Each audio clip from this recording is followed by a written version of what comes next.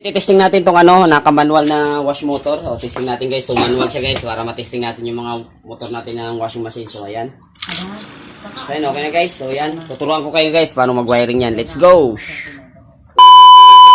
What's up guys? So, welcome sa aking YouTube channel and Facebook page, Astrobay TV. So, ano guys, kanina nakita nyo, tuturuan ko kayo paano mag-wiring ng mga wash motor. Ganito guys. Ayan. Wash motor. So, paano mag-wiring nito? Ima-manual natin. So, hindi tayo gagamit ng tester para matesting natin yung mga ano natin. Kung good pa yung ano. Turuan ko kayo paano mag-wiring yan guys. So, tara, umpisan muna natin. Intro muna tayo. Let's go!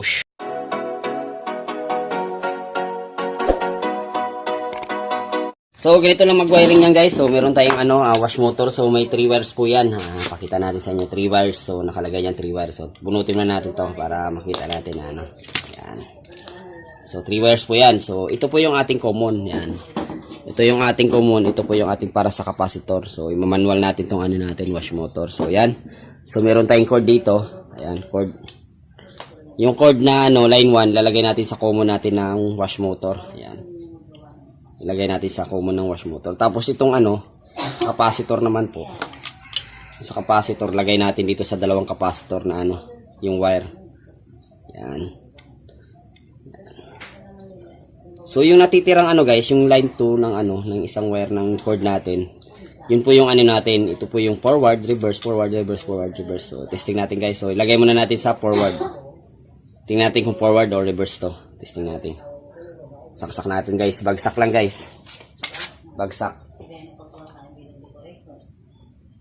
So, wag niyo akong, ay, sorry. So, wag niyo akong gagayahin guys. Open wire.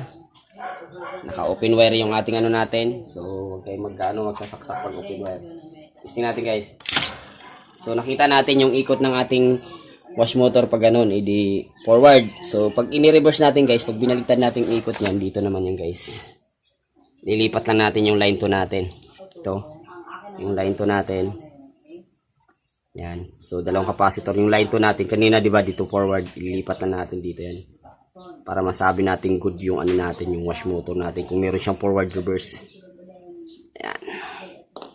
So yan, so open wire. So babala sa mga hindi ano, huwag po nyo akong gagayahin kasi delikado po.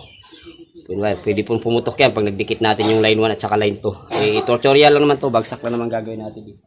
So guys, testing natin kung reverse na yung ikot nila.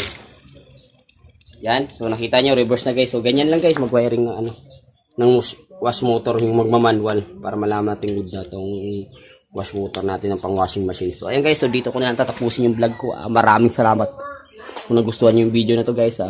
Subscribe and follow my Facebook with Astrobay TV official and YouTube account Astrobay TV. So dito na lang guys, ingat po kayo, God bless, let's go.